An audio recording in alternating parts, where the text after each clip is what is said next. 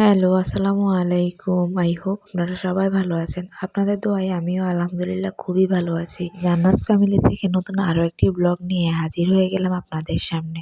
শখের বশেই আমি আমার চ্যানেলটি খুলেছি আর আমার দৈনন্দিন জীবনের কিছু অংশ আপনাদের সাথে শেয়ার করতে চাই। আপনারা আমার পাশে থাকবেন। তো কথা না বাড়িয়ে শুরু করছি আজকের ব্লগ। আজ রান্না করছি লাল শাক ভাজি আর সিম দিয়ে আলু দিয়ে মাছটা কিন্তু রুই মাছ। তো আমি রুই মাছটা ভেজে এই যে তরকারির জন্য বসিয়ে দিলাম আর এক চুলা দিয়ে আমি লাল শাক ভাজিটা করে ফেললাম। আজকে বেশি কিছু রান্না করব না, আজকে এই দুইটা রান্নাই করব। রান্নার প্রায় শেষ পর্যায়ে থাকার কারণে আমি সবকিছু গুছিয়ে রাখছি, যা যা উপকরণ লাগবে সবগুলোই দিয়ে দিয়েছি এখন, তাই সব গুছিয়ে রাখছি। আমার মশলার পটগুলো সবাই স্কিপ করবেন ইনশাল্লাহ। ইচ্ছে আছে আমি সবগুলো পট একই রকম রাখার। একদিন মার্কেটে গেলে পছন্দ মতো কিনে আদা, রসুন, হলুদ গুঁড়ো, মরিচ গুঁড়ো, লবণ সবকিছুর জন্য আলাদা আলাদা পট নিয়ে গুছিয়ে রাখবো। এখন আপাতত এগুলোই রাখছি।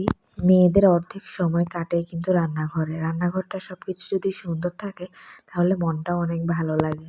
তাই আমিও চেষ্টা করি আমার রান্নাঘরটাও পরিষ্কার রাখার এবং সুন্দরভাবে গুছিয়ে রাখার। আপনাদের কারো যদি ভালো কোনো আইডিয়া থাকে আমাকে কমেন্ট করে জানাবেন, কিভাবে আমি আরো সুন্দর করে আমার রান্নাঘরটা ডেকোরেশন করতে পারি, অবশ্যই কমেন্ট করে জানাবেন। তারপর এই যে আমার রান্না প্রায় শেষ পর্যায়ে মাছগুলো উঠিয়ে আমি তরকারি দিয়ে দিলাম।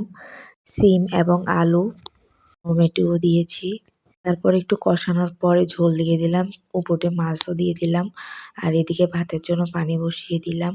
রান্না যেহেতু একদম শেষ পর্যায়ে তাই সবকিছু গুছিয়ে এখন ভাবলাম ঘরটাও ঝাড় দিয়ে ফেলি।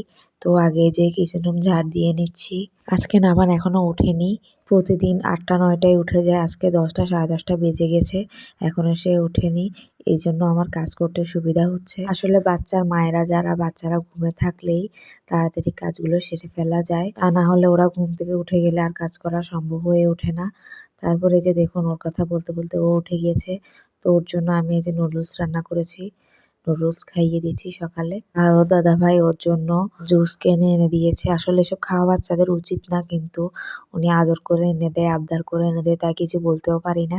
দেখুন ওকে আমি জুসটা ঠিক করে দিচ্ছি কিন্তু সে উল্টোভাবে খাবে। প্রতিদিন রান্নাবান্না শেষ করে নাভানকে নিয়ে এভাবে ছাদে চলে আসি, যেহেতু শীতকাল রোদে বসে এভাবে সময় কাটাতে ভালোই লাগে। আর এদিকে ও ওঠার আগে আমি ওর জামা কাপড় ধুয়ে মেলে দিয়েছি যাতে তাড়াতাড়ি শুকিয়ে যায়। শীতের রোদে বেশি শুকোতে চায় না জামা কাপড়, যদি কড়া রোদ হয় তাহলে অল্প কিছুক্ষণে শুকিয়ে যায়। এখন মুরগির বাচ্চাগুলো কিন্তু ওর আশেপাশে ঘোরাঘুরি করছে, ওরাও মনে হয় জানে যে ও ছোট এর মতো, তাই ওর সাথে খেলা করতেই ওরা পছন্দ করে বেশি। এদিকে তো আমার ছেলে জুস গায়ে ফালাই একদম পুরা জামা ভিজাই ফেলছে, তো ওকে এগুলো খুলে দিলাম। তো এভরিওয়ান আজকে এই পর্যন্ত, সবাই ভালো থাকবেন। আল্লাহ হাফেজ, আসসালামু আলাইকুম।